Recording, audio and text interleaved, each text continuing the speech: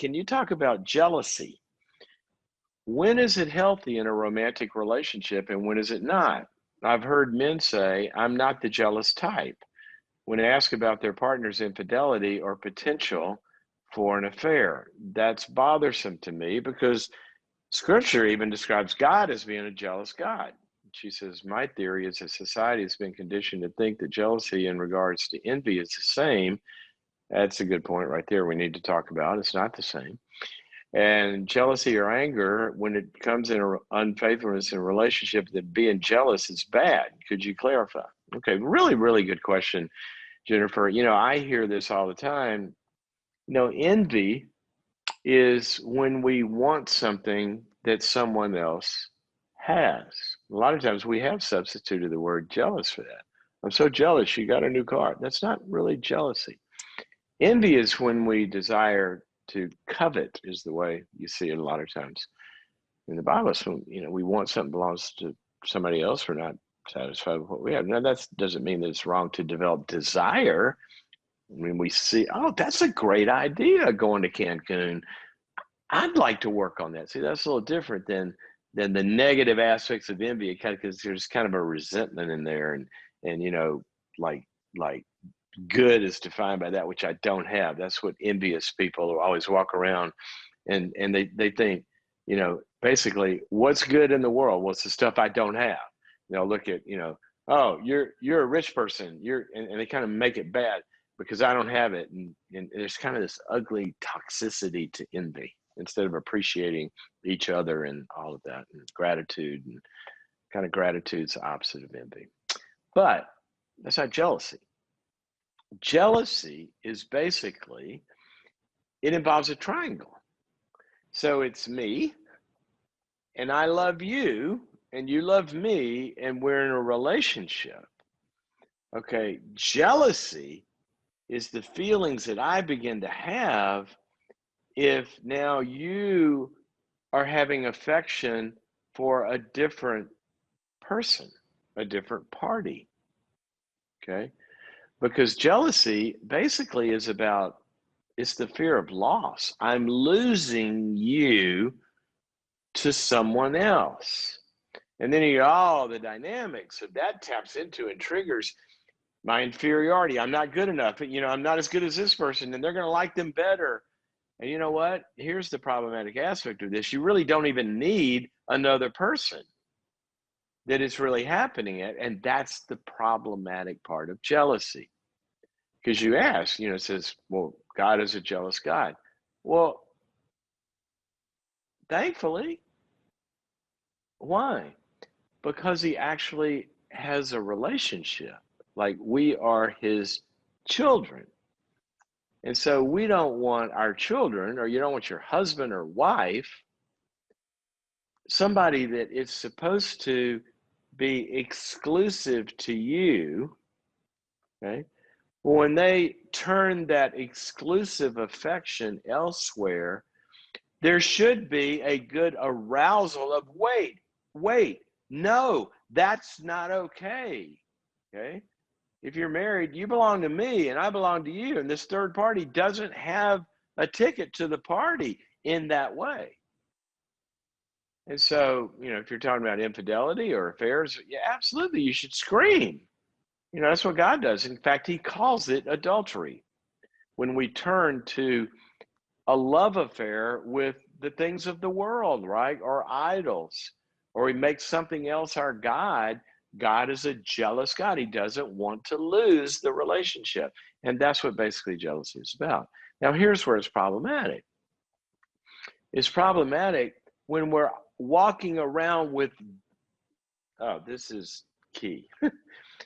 Jealousy should be aroused by a real threat. And then that's the mama bear goes out to protect what's hers, right? And there's a growling or a protection. Okay. The problem is when there is no threat and you become jealous of everything. So, for example, your spouse has a work team, right? They got a relationship with, somebody at their job, or whatever. And you start to feel jealous. Why? Just because you're threatened, just because of the existence of other people. See, that's when it becomes problematic. I'm not the jealous type.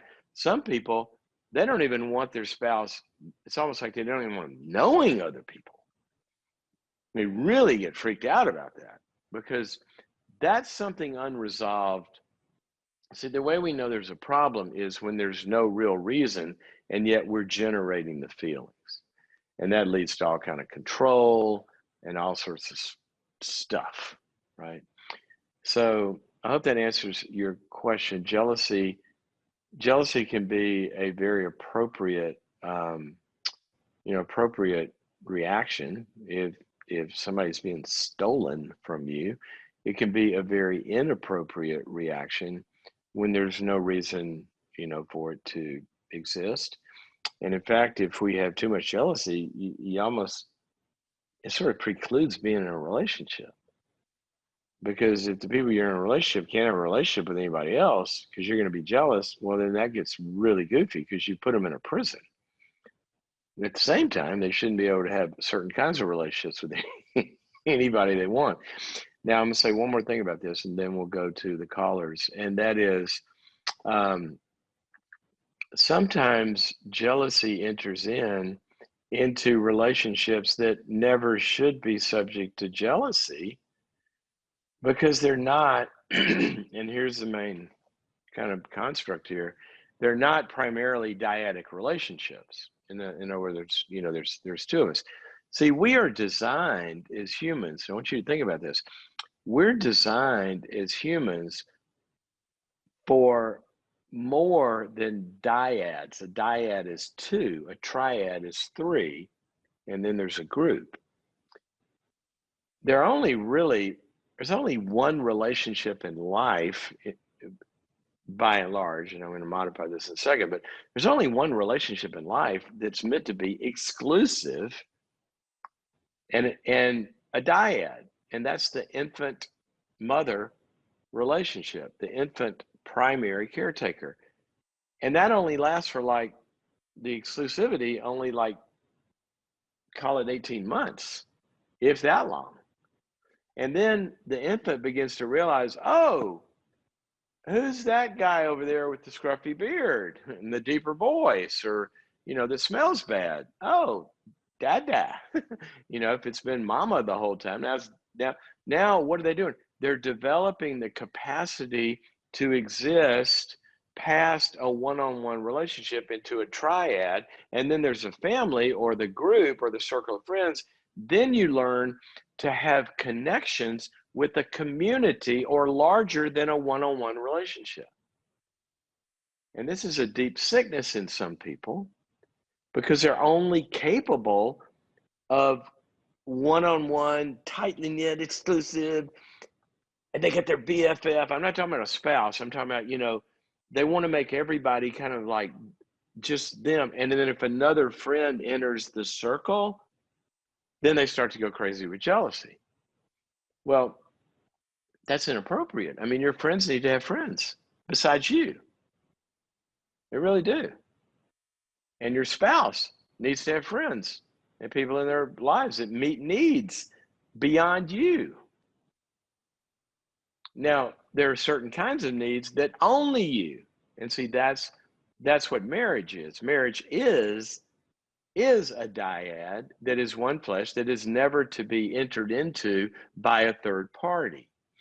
But when you take the marital component out of it, first of all, for, bottom line, the sexual component, the romantic component, and that all the things that, defines, spouse, husband and wife, okay, they also need to have friends.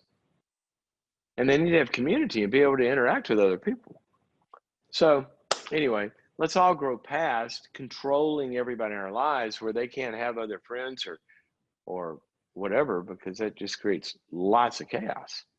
But let's also very, very highly guard the relationships that are meant to evoke jealousy if they have another relationship, and that would be, primarily marriage.